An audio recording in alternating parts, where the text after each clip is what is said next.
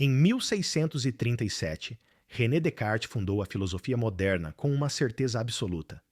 Cogito, ergo sum. Penso, logo existo. A consciência era a prova irrefutável da vida. Mas o que acontece quando a biologia trai a filosofia?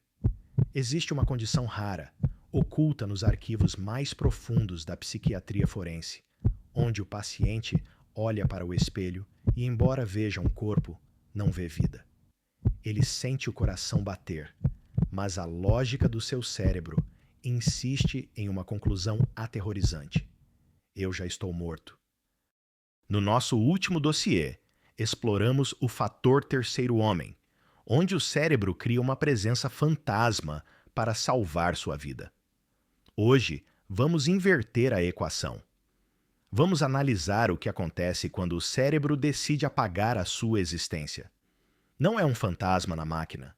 É a máquina convencida de que já foi desligada. Sejam bem-vindos ao Paradoxo Veritas. Vamos dissecar o impossível. Paris, 1880. O neurologista Jules Cotard recebe uma paciente que ele, em seus registros, chama apenas de Mademoiselle Kiss. Não era um caso de esquizofrenia comum. A mulher apresentava uma lucidez perturbadora, exceto por um detalhe anatômico impossível. Ela afirmava, categoricamente, que não possuía cérebro, nervos, peito ou entranhas. Segundo ela, era apenas pele e ossos desconstruídos. Mais intrigante ainda, ela negava a existência de Deus ou do diabo e, por consequência, acreditava que não podia morrer, pois já não estava viva. Ela era, em sua própria mente, uma morta-viva, condenada a vagar eternamente. A crença era tão potente que sobrepujou o instinto mais básico da biologia, a fome. Acreditando ser imortal e desprovida de estômago, Mademoiselle Diz parou de comer. Ela faleceu pouco tempo depois, causa da morte, inanição. Este foi o marco zero do que Cotard chamou de le délire de négation, o delírio de negação. Avançamos para o século XXI, o caso de um paciente anônimo, conhecido na literatura médica como Graham.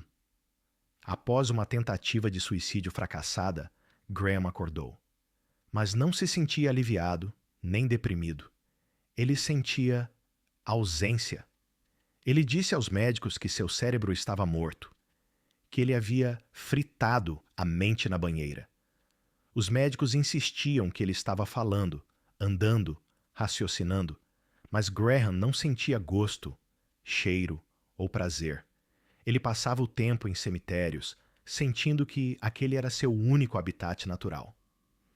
Quando os neurologistas finalmente colocaram Graham em um scanner PET, o resultado chocou a comunidade científica. A atividade metabólica no córtex frontal e parietal de Graham era tão baixa que se assemelhava à de um paciente em estado vegetativo ou sob anestesia geral profunda. Mas ele estava acordado, olhando para os médicos. Pela primeira vez, a ciência via o fantasma. Um homem caminhando com a mente desligada. Como isso é possível? Para entender o erro, precisamos abrir o capô da consciência humana. Vamos aplicar a lente analítica. Esqueçam a possessão. Esqueçam a alma. O problema é hardware. A síndrome de Cotard é muitas vezes explicada como o oposto polar da síndrome de Capgras. No Capgras, o paciente vê o rosto da mãe, reconhece os traços, mas acredita que ela é uma impostora. No Cotard, o paciente olha para si mesmo e conclui que ele não existe. A culpa reside na desconexão entre duas áreas críticas: o giro fusiforme, responsável pelo reconhecimento facial. Eu sei que este rosto é meu. A amígdala, o centro de processamento emocional. Eu sinto uma familiaridade calorosa ao ver este rosto. Em um cérebro saudável, ver a si mesmo gera uma micro-resposta emocional de pertencimento. No cérebro de Cotard, essa fiação está cortada. O paciente se vê, mas o retorno emocional é zero. Vazio absoluto. O cérebro, essa máquina de buscar sentido, entra em pânico lógico. Ele se depara com um paradoxo. Se eu sou eu, deveria sentir que sou eu. Se não sinto nada, se não há calor vital, a única explicação lógica é que estou morto. Isso é o que chamamos de racionalização delirante. O paciente não é louco no sentido caótico, ele é hiperlógico. Ele cria uma narrativa extrema, a morte, para explicar uma falha sensorial extrema, a falta de emoção. É a tentativa desesperada da mente de fazer sentido de um vazio existencial. Mas, se aplicarmos novamente a navalha de Occam, a busca pela explicação mais simples, podemos remover até mesmo o mistério psicológico e encontrar uma causa puramente química. Existe uma substância chamada aciclovir, um antiviral comum, usado para tratar herpes. Em pacientes com insuficiência renal, o corpo não consegue filtrar essa droga. Um de seus metabólitos, chamado CMMG, começa a se acumular no cérebro. Relatos médicos mostram pacientes em diálise que subitamente afirmam estar mortos. Não há trauma psicológico prévio. Não há depressão profunda. Apenas uma molécula interferindo na transmissão de dopamina e serotonina. Ao fazer a hemodiálise e limpar o sangue, o fantasma desaparece. O paciente ressuscita em questão de horas, confuso, sem entender por que acreditava estar morto.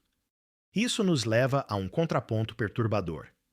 A nossa percepção de estar vivo, o nosso eu, não é uma alma imutável. É um subproduto frágil de reações químicas. Basta um rim falhar ou uma sinapse desligar para que a realidade da vida se dissolva. A síndrome de Cotard não é apenas uma doença. É um lembrete de que a nossa consciência é uma alucinação controlada que concordamos chamar de realidade. Mademoiselle diz, morreu de fome porque sua lógica venceu seu instinto. Graham viveu em um cemitério porque sua biologia lhe negou a sensação de vida. O mistério da síndrome de Cotard foi dissecado. Não é sobrenatural. É uma falha mecânica no sistema de reconhecimento do eu.